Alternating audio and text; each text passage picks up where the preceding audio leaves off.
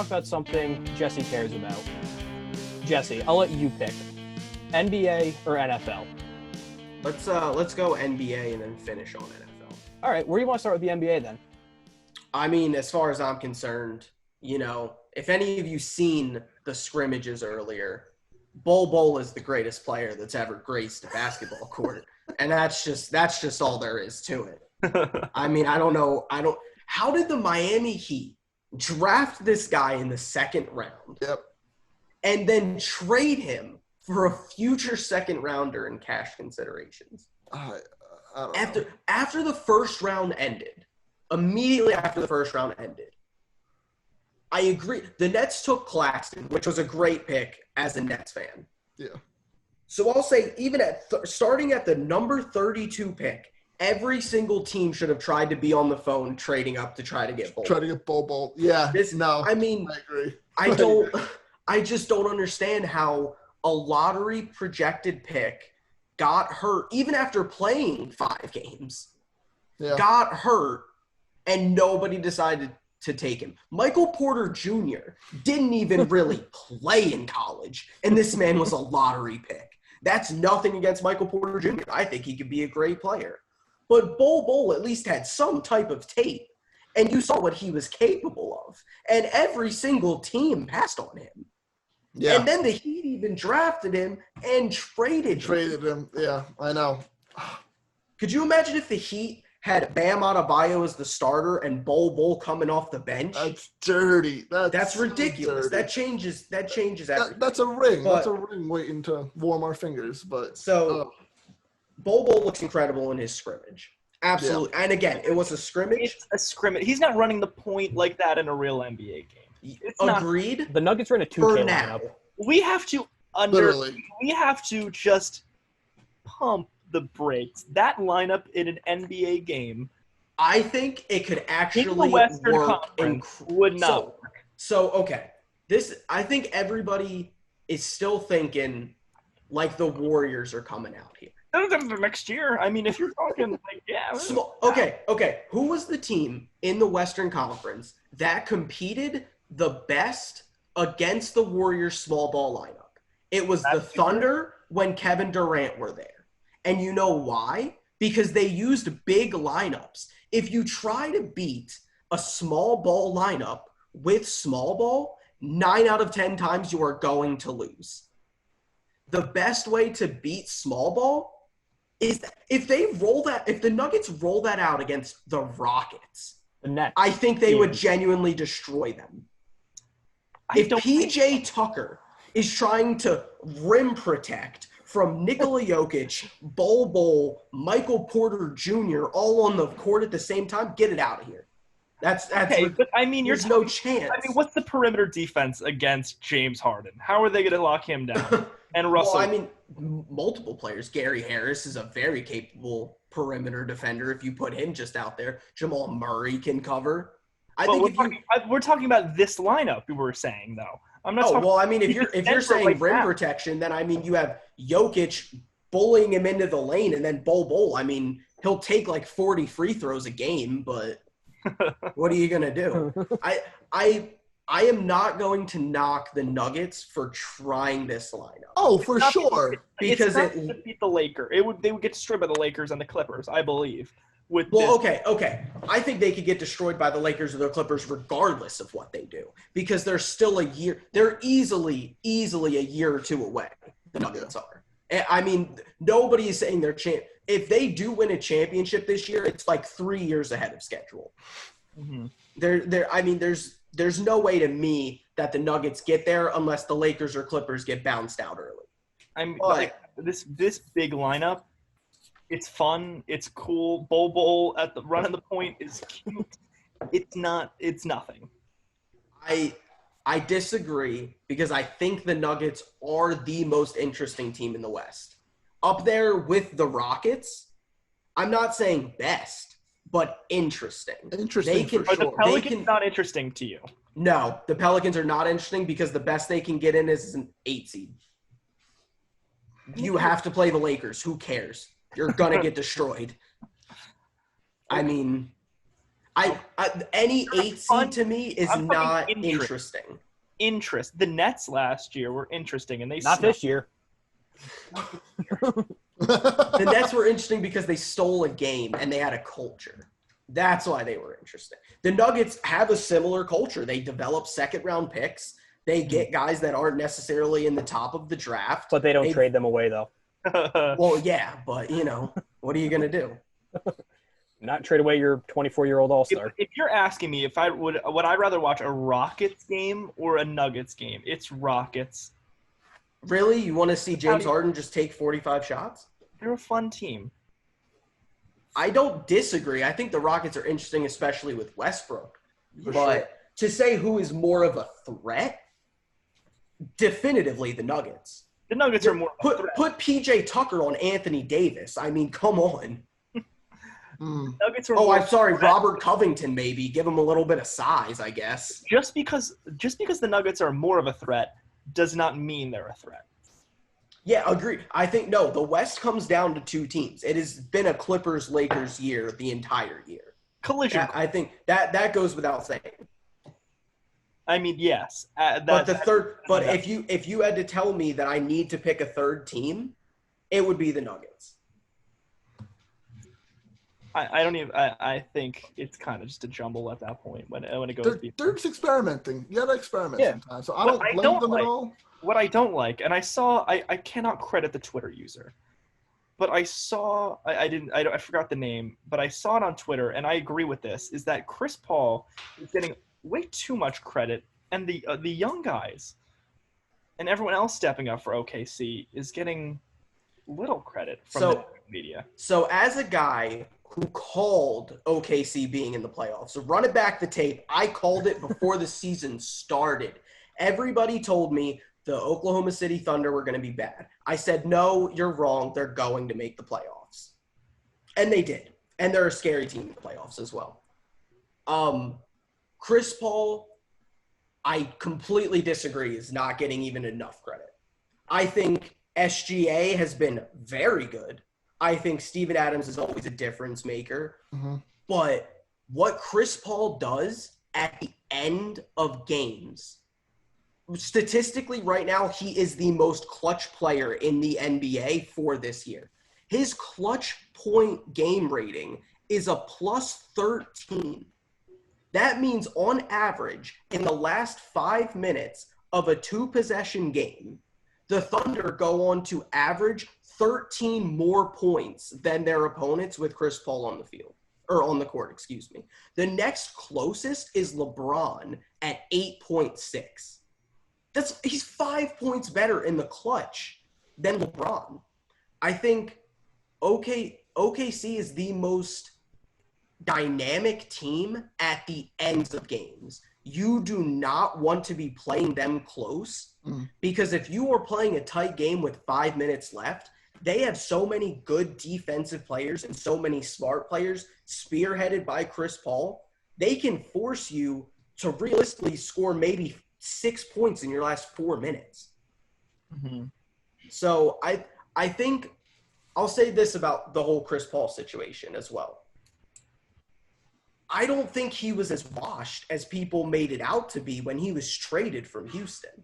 He was he was a bad fit. Yeah. He was always a bad fit, but even with that bad fit, they are 28 missed threes away from winning a championship. Because they were gonna destroy that Cavs team as well.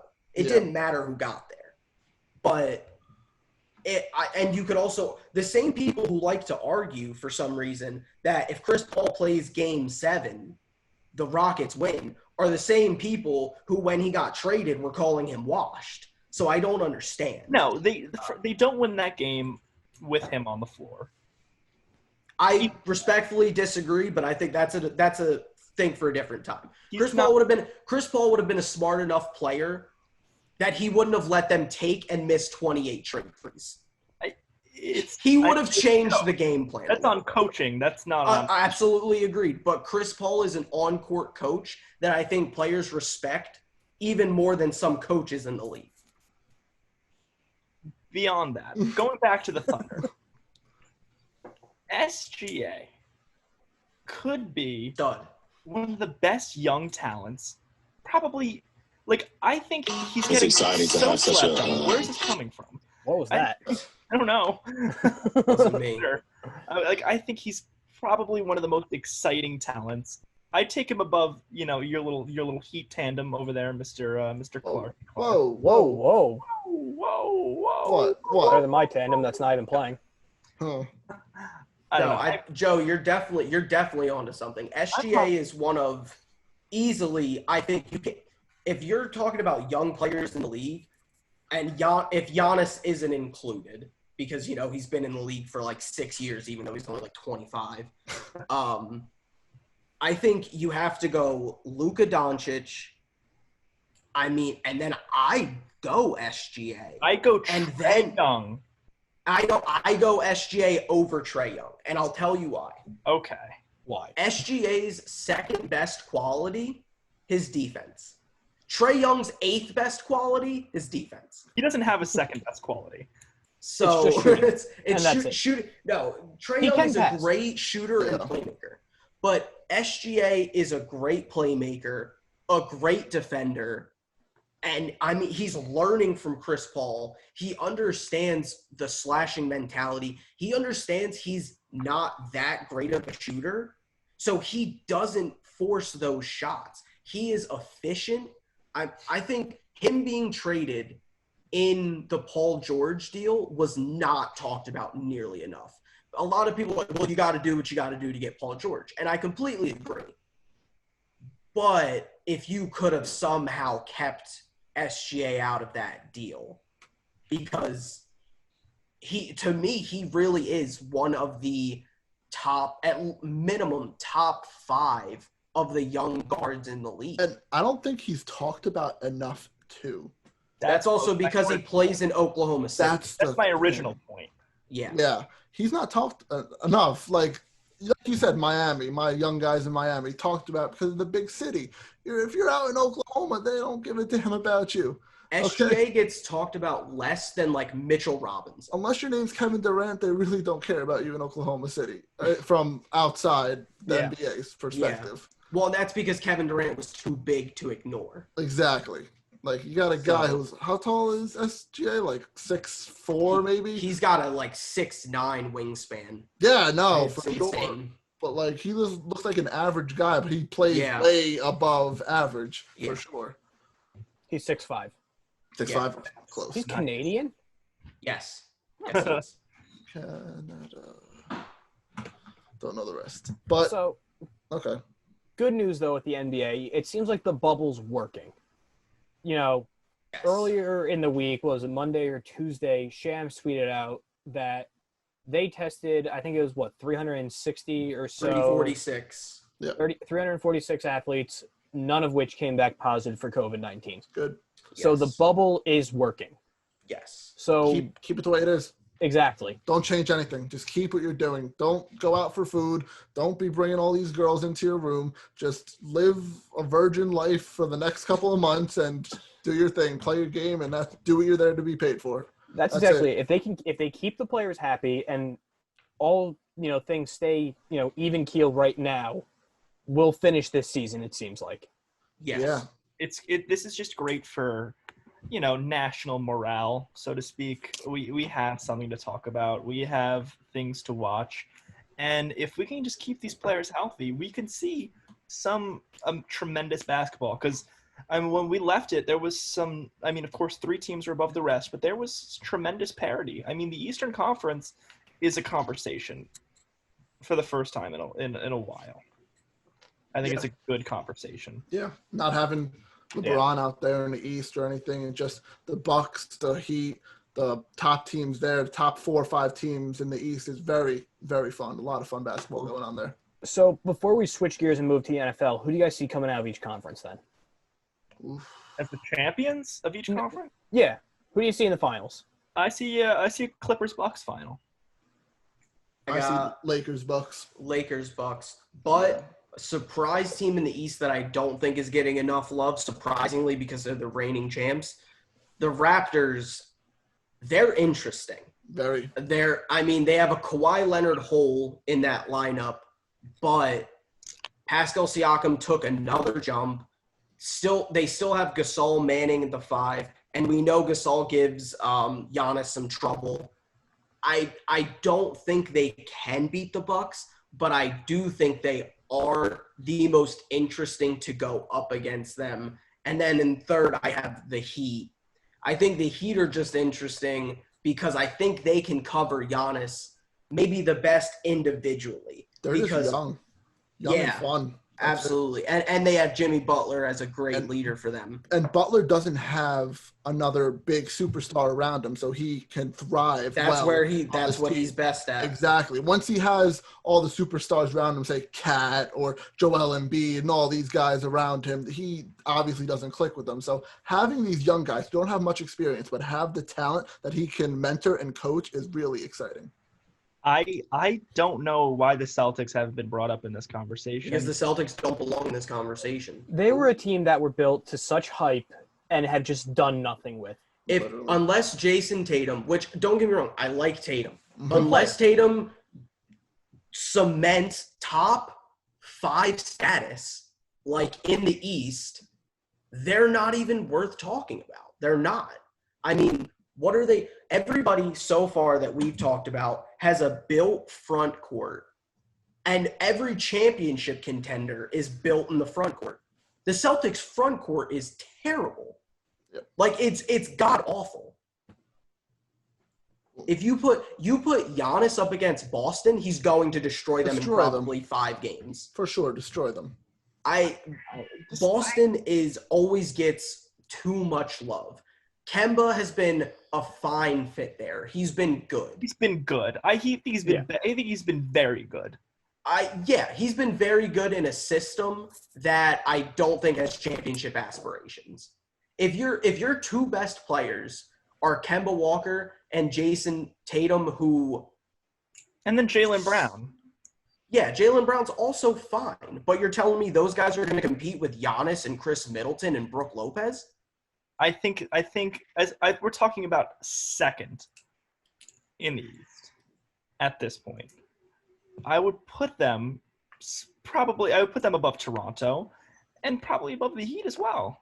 I put them below Toronto, below the Heat, below the Philadelphia 76ers. Wow. If the 76ers match up with the what was that? Cattail. If you they at your apartment? Yeah, his name's Obi. What? Yeah. He's an emotional support cat for my roommate Jonah. He's adorable. He's a little troublemaker. But if the 76ers go up against the Celtics, this is the first year that the 76ers actually would beat them. Okay. All right. Well, NBA, they started scrimmages. When do they actually start playing? 30th. The 30th? All right, so a few days. So, in the words of Clark, just got to wait and see. Got to wait and see. That's it. Can't predict the future here. So we'll shift to the. That's what this whole thing is about. So we'll just shift gears to our final sports topic, at least of all the major leagues right now, the NFL. Woo. So some Jets news came out today. Owner Woody Johnson is being investigated by whomever for racist and sexist comments, as well as using his position as ambassador to Great Britain, I believe, right? Or the United Kingdom. Same thing. Yeah. The Kingdom would be this. To get the Open Golf Tournament to one of President Trump's resorts. So that's obviously a little bit of corruption. A lot of corruption. Just sticking to the football side of things, not even the corruption government part of things. That's its own podcast, its own day. If those comments are true, he needs to be banned from the NFL and have to sell the team. For sure, be forced to sell the team banned. I 100% agree. That leaves you with 2 situations in the NFL. And I mean, incidentally, and I think it's not coincidentally, that becomes 2 of the, biggest dysfunctional franchises in the NFL. I was gonna say that. Like, why does it seem like the owners who are like alleged for these bad things, like they never run good organizations? No. Never. No. They're like Dan Snyder's been failing as the Redskins owner for who knows how long. It's almost like how the football team's a reflection of what they are as a person. Yeah. And I mean, you can't. There's only so much you can say because this goes way beyond sports and everything like that. I mean, these accusations are disgusting, disturbing. There's no And place we have for it. no place for it in the NFL. And Woody Johnson deserves everything that will come out if these things are true. But I mean, you let the State Department do their investigation. But as Jamal Adams tweeted today, we need the right people at the top. Wrong is wrong. And Jamal knows. We all know it. Woody Johnson, his time is done. Yeah. And even if, like, say, comes back where these are false, for whatever reason, how do you bounce back from that, though, and still run the team without this coming up? You don't. It's almost, you honestly don't. As a Jets fan, it sucks that, if those allegations are true, but it's almost like this might be a sigh of relief just to get him out as ownership. It's a big problem because it's the same types of people who are owning these teams that are being these representatives. I mean, we need – obviously having the amount of money to own a football team probably means that you have done a shady thing or two in the past. It's not that easy to accumulate that sort of wealth, obviously, without having something dirty on your record. Yep. But at the same time, I'd like to see some fresh faces, someone young, someone who's just not that strays away from this rich old white man who exactly what I was going to say. Like the old white man. Just every owner. It needs to go. And it's difficult that that's the situation that we're in, but we need fresh faces at the top of these organizations. I'm not talking ownership, but presidents, vice presidents, general managers. It's people of power. Faces all over these organizations. We need more minorities too. Well, that's why the NBA is one of the more progressive leagues, because you look at it, they have more minority owners, more minority, of like heads of teams in the front office. It trickles down, and that's why the NBA is one of the most progressive leagues. If so not I the think most. Also the NBA has a thing going for it where it's an international game. Yeah. Football, it's for American. as much as everybody loves it, it's really not international. I mean, there's a Canadian football league, sure. And there's these little leagues here and there, but this is like football is an American sport. It's born and bred here. So as far as all of the, progression that the NBA has been able to go through, they've, reached out to places in Africa and in Europe and in South America and all this. The NFL, they don't have to do that. They don't have to go abroad to find any, prospects that they want. The most interesting it gets is when they bring in a rugby guy from Australia. Who don't even make it past preseason. Exactly. Speaking of the preseason, there is none this year. Good. Players are definitely happy about that. Players don't like preseason games unless they are fighting for a roster spot. It sucks for those guys. What are you gonna do though? It's a safe way out. Anyway. And I mean, even with coronavirus, it double shouldn't have existed. So this is fine. This is a long time coming. Yeah. Let's hope that maybe there is another way, because there definitely is another way to figure out who makes a team, who doesn't. Just do the split practices that we've seen them do. Yeah, just the scrimmages. And if they want to have an actual preseason game, just have one or two. You don't need four. I don't even want them. I don't want them to begin with. Okay. Just get rid of them. Don't risk it. Save. There's nothing on the line in preseason games that helps anybody. You can't just play extra football games that aren't necessary. You just exactly. Yes, it could get someone a roster spot, but there's always the next year for that. Now here's the thing: get much better, much worse in 1 year. Now here's the thing too, where we might see a labor strike. They just signed the new CBA, back in March or whatever it was. They're not playing preseason this year. The assumption is if life is back to normal by 2021. The owners are going to want to play. Will be back. They're going to want to play preseason. Players are not going to want to play preseason. Could we see a holdout then? Very possible. I think what is most likely going to happen moving forward, I think we're going to end up at 2 preseason games. I think that'll ultimately be the compromise. We've been that for a long time. But honestly, that makes the most sense. They'll make the 2 preseason games that they're taking away and make them regular season games then. Yeah, but even then, you would get the extra bye week. Yeah. You would get an extended season. The biggest problem is that it's 4 preseason games in a row. Yeah. It's bad. If you And do 2 preseason, you can do week 1 off, week 2 on, week 3 off, week 4, or week 1, week 3. Like get those guys a break, and then that lets you talent evaluate even more. Because like let's say if you just run those young guys, then you're actually, getting those reps. You don't need to throw in Phillip Rivers for a quarter. you get 2 bye weeks during the season. Players would not hate that. I don't think. I mean, that's big. Yeah. Well, and I think the biggest thing I think too with the double bye week, those teams that have like a week 4 bye or a week 5 bye, the season feels so much longer for them. If you give like a midweek bye to every team at like week 12, like week 11 to week 14, like you give a bunch of teams a bye week. Yeah. I think that changes, or that could change the complexity of a lot of playoff races. And I think that makes it more interesting. Yeah, early bye weeks I was never a fan of too. Just to even like if the schedule comes out and I see there's an early bye, I'm like, all right, this is going to be rough. Teams that have the early bye, like the earliest possible, or vice versa, and have it the latest possible, it sucks either way because then you have to play 12 straight weeks regardless. Then. Yeah. Yeah. So, only time will tell, right, Clark? Only time will tell. So, last thing on the NFL, Antonio Brown. Still making noise, still making headlines. Apparently, he's retiring from football. Buying it or not buying it? No. In 2 days, he's going to tweet that he's not retired. I think he gets signed at some point this year. I wouldn't be surprised if he ends up being a problem and gets cut. And I think if he gets cut one more time, he's done. He's going to get signed by the Seahawks around week 4, week 5.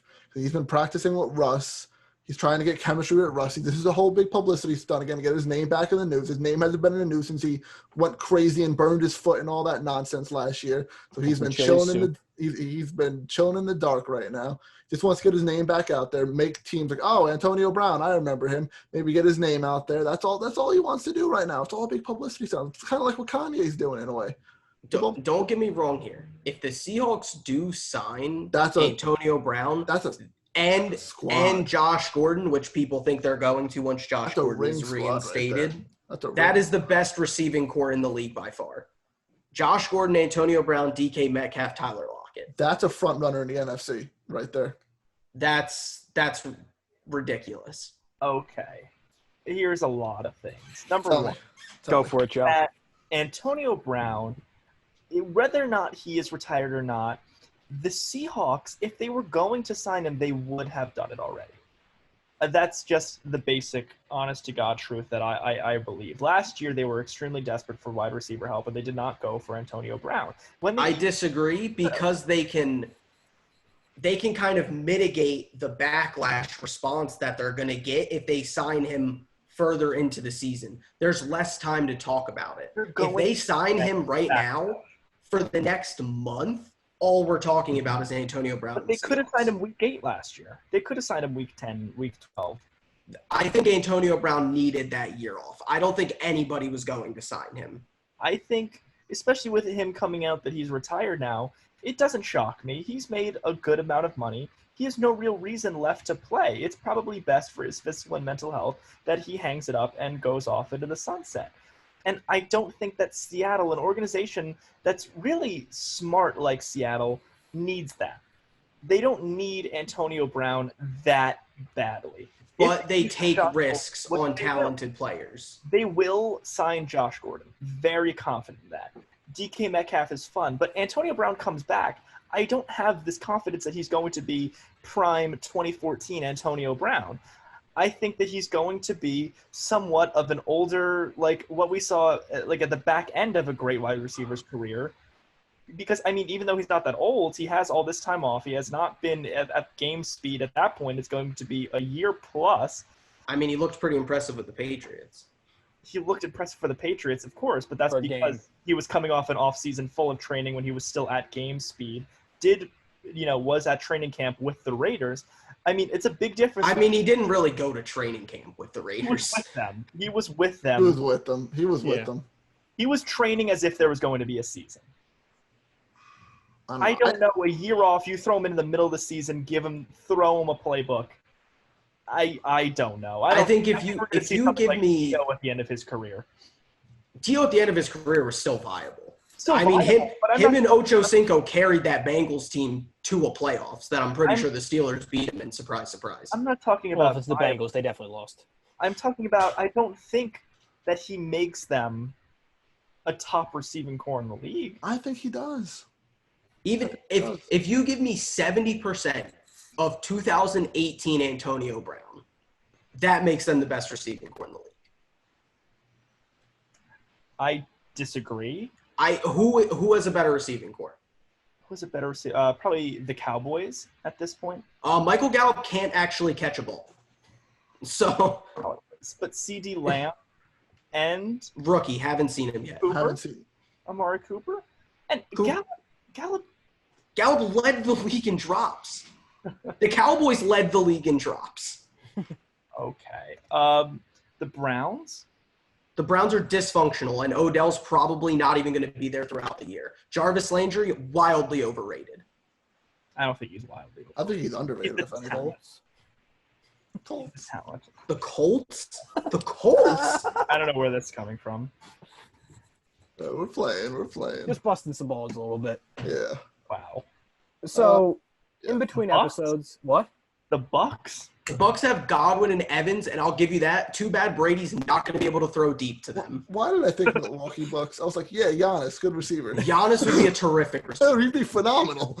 God, imagine him in the red zone. It's over. So, in between episodes, Joe came up with a little idea. So, Joe, take it away.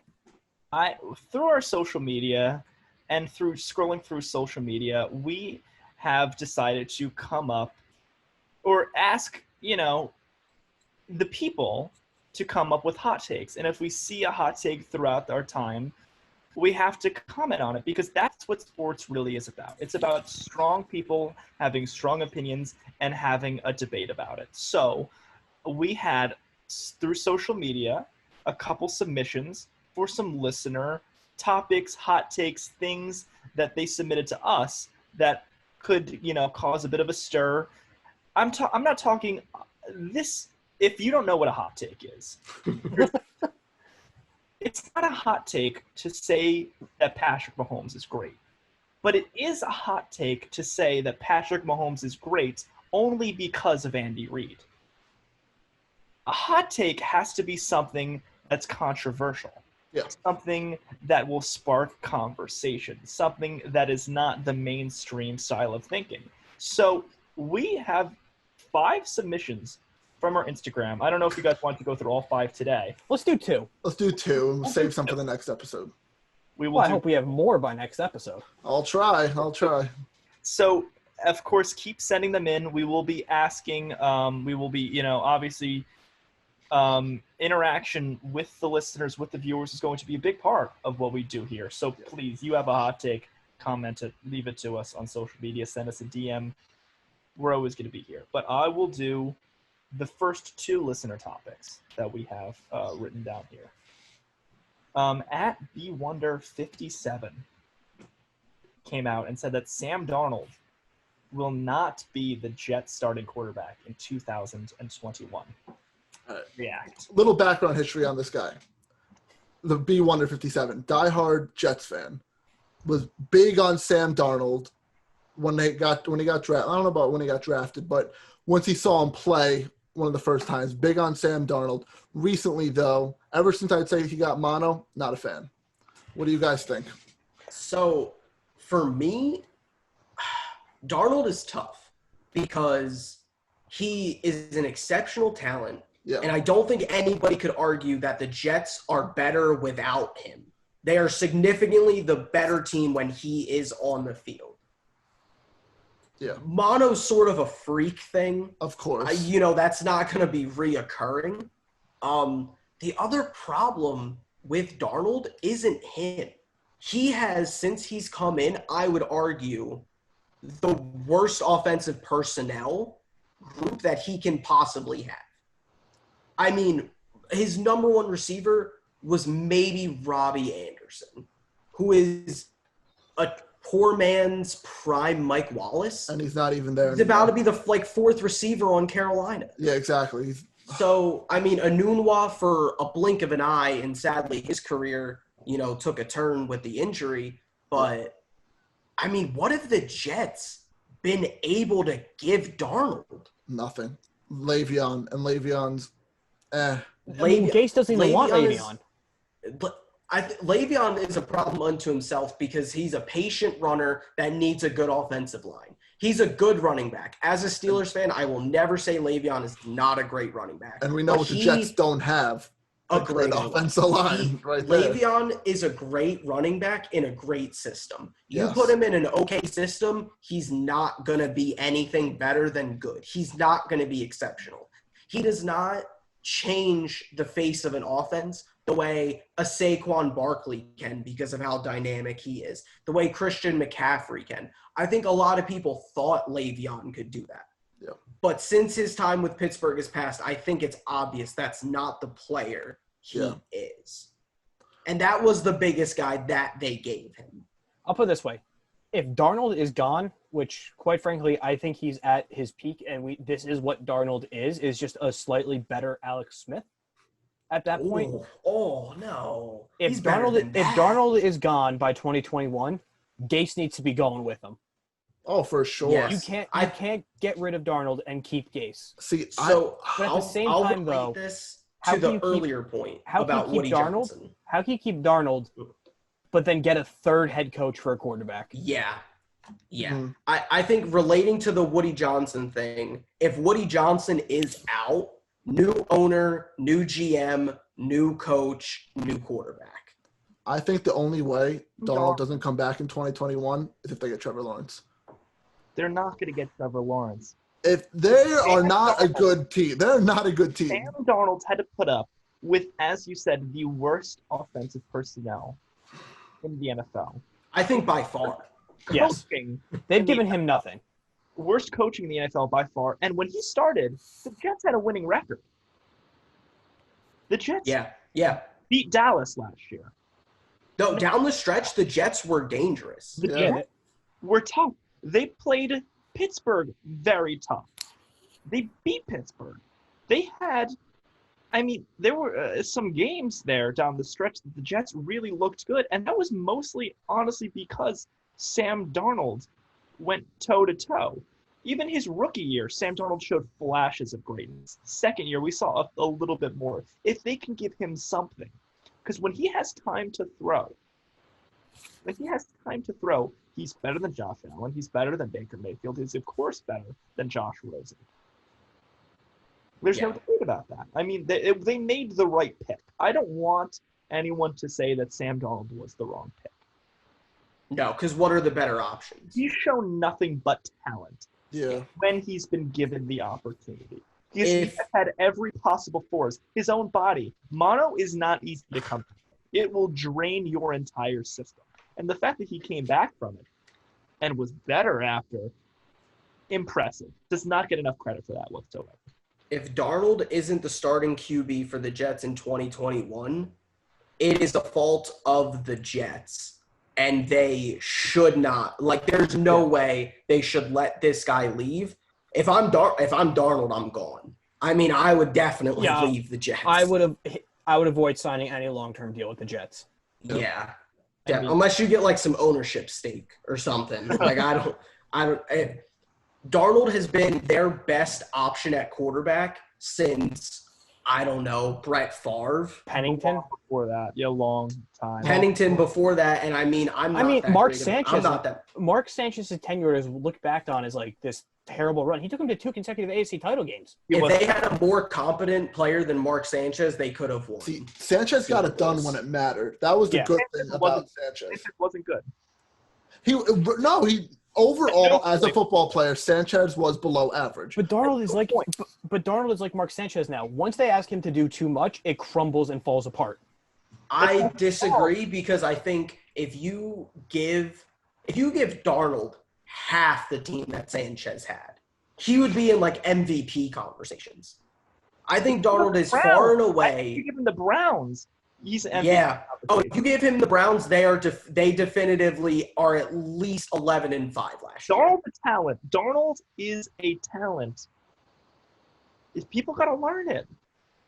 This is another thing of just like the Jets are a dysfunctional organization. Yeah. This is a franchise quarterback that some people are like, well, we don't really know how good he is. No, we know. We've seen it. I've seen it with my own eyes. They are a completely different team when he plays. So if you think that's the guy you don't want to give the money to, and you also kind of don't want to give the money to Jamal Adams, then you don't want to give money to anybody that you draft. You just want to give it to free agents. You don't want to win, if we're being honest. Jamal's the best safety in the league, and they don't want to pay him. I would have pause paying a position like safety when you are the Jets, who need so many more value. Yeah. But when you're the best, if you don't do the quarterback. I don't if I'm the Jets, I'm taking care of the quarterback, and then you gotta be able to rush the passer. It's so important in this league. The Jets haven't been able to do it in 5 years. And Sheldon Richardson. All right, Joe, real quick, what else you got for us? I got one more hot take. This one is very controversial from Ryan McCook, and he said that Dak Prescott is the best quarterback in the NFC East. Correct. He could not be further from the truth. I think he's out of his mind right now. He's wrong. He is significantly better than Carson Wentz. That's not accurate. Joe, I have fought you for 2 years on this. Carson Wentz is not as good as you think he is. Carson Wentz is the gap between Carson Wentz and Patrick Mahomes is not as substantial as the average person might think. Carson Wentz. But we're not talking about Patrick Mahomes, though. Yeah, we're talking about Dak Prescott, and Dak Prescott is extremely far. As far as pure talent goes, what Carson Wentz was able to do last year is almost stupid. It's almost illogical. The fact that he was alone on the team. I mean, he was really going to bat with the practice squad. Boston Scott and the practice squad. Practice squad playmakers, I'll say. That offensive line was still very good. And the running back squad was still very capable. The running back squad was also table scraps and people. Jordan Howard, Miles Sanders. Miles Sanders was a second-round pick. Miles Sanders, they were throwing out Boston Scott in Week 17. Boston Miles Scott. Sanders did not make it to the rest. Yeah. 5'2" of Boston Scott. Yeah, the final week. But, I mean, let's not act like Miles Sanders and they wasn't still won the division with all that. Oh, I'm not saying that Dak is the best QB in the NFC. I think Wentz is the best QB, but I don't think Dak is that far off. I think Dak doesn't get nearly enough credit considering the atmosphere that he has to play in. Dak's second. That's for sure. Dak's second. Is he first? I don't think so. Close second, yes. But not first. Yeah. Yeah. I mean, the argument you should use for Dak over Wentz is the best ability is availability. Well, that's the thing. Dak doesn't miss games. That's the only argument you have. Yeah, but what else is there? If Carson Wentz isn't even there on the field playing, then how can he even be the better quarterback? That's ridiculous. I mean, because we're talking about who's the better quarterback, not who you're okay signing with long term. I get that if you have health concerns, but if you're going to use that to say that he's not better, because the question is who's better, who is the better player of the quarterback position, and it's far and away. Talent doesn't matter if you can't use it. That's a joke. You don't actually believe that. I know you don't believe that. Yeah. So, okay, I will also say this. I don't think the Eagles really have done Wentz any favors as much as the Cowboys have given Dak weapons. That also being said, they didn't really add much more for Wentz this offseason. Yeah, they got Rager in the first round. Realistically, was a second round to third round talent. He was a second rounder at best. So, Yeah. I mean, he was fast, but okay, that's fine. They already have Deshaun Jackson for that. So Got another Deshaun Jackson. They're not doing him favors. Receivers weren't doing him any favors. If you look at what Wentz's stats would have been if they even caught half the balls that they ended up dropping, and I get it, yeah, the Cowboys had more drops than anyone else, but they also had Amari Cooper out there every single day. Every week, Amari Cooper was out. and Ezekiel Elliott. I was just about to say that. You have Zeke too. You can switch it up in the change of a second. You can confuse the defense easily by just tossing the ball to Zeke. Dak is a really good quarterback when everything breaks right for him. And Carson Wentz is a great quarterback when everyone breaks wrong for him. Agreed. No, Wentz is the much better improviser, the much better let me do this myself guy. Who knows if that's capable of leading them to a Super Bowl, however, because that's its own kind of discussion. Yeah. Dak is very efficient and very good when the rest of the Cowboys are good. When Zeke's running for 5 yards a carry, Dak's phenomenal. And the play action, everything like that, Dak is so good when the Cowboys system is working. Week in and week out, though, Carson Wentz is the better quarterback. From just a throwing standpoint, leader of the offense, just doing something when nothing else is there, Carson Wentz is one of the best in the league at that. And if he would have stayed healthy during the playoff game, if he would have stayed in that whole game, they would have beat the Seahawks too. Putting that on record. There's no doubt in my mind. There's absolutely no doubt. Easily would. I think they would have beat the Seahawks. Well, there's been putting Greg Ward instead of Josh McCown, they would have won. Whoa. We are not going to disrespect Josh McCown like that in that game. Because I watched that game, and I disagree with you guys that the Eagles would have won if Wentz stayed in, because I just think that's wrong. McCown, when he came in, was significantly the better option than Wentz. They actually moved the ball. When Wentz was in, they were god-awful. I don't think that's Wentz's fault, but I think McCown added a different dimension that if you just kept rolling with Wentz, I think they would have lost by a wider margin. Of course, they game planned for Carson Wentz. So yes. I mean, if you game plan for a player and the player doesn't produce, that's good game planning, and the player didn't beat the game plan. So congratulations, Seahawks. Also, I mean, the Seahawks have to, play these playoff games in spite of Pete Carroll's play calling. So we have to. Oh, hey, totally in agreement with you there. I have a top 3 quarterback in the league. No, I don't want to give him the ball. I don't want to let him have it. That. You disagree with me on that for a long time. That Pete Carroll, I would always say that he was overrated as a coach, and you went back. Pete Carroll is a great coach. He is a terrible play caller. I think there is a definite difference. Training defensive backs, building up defenses, Pete Carroll does it second to none to anybody in the league besides maybe Bill Belichick. Play calling, the guys he puts in charge of play calling, terrible, god awful. It's been that way since they won the Super Bowl. Yeah. Well, I think that's all the time we have for this episode. Clark, hit us with the outro. All right. So thank you guys for listening to our 3rd episode of the Department Podcast. Hope you guys all enjoyed that. You can subscribe to us right below here on YouTube. Hit the bell. Get all of our notifications of when we upload. Leave a like. Leave a comment. I'd really appreciate it if you guys would follow us on Instagram at _department_podcast and on Twitter at @thedepartmentp1. But YouTube is not the only place where this podcast is being streamed now. We are also on a lot of podcast apps and sites. So Apple Podcast, Spotify, Breaker, Pocket Cast, Anchor FM, and Radio Public are just some to name that we are now streaming on. So stay tuned for our next episode, and thank you all for listening.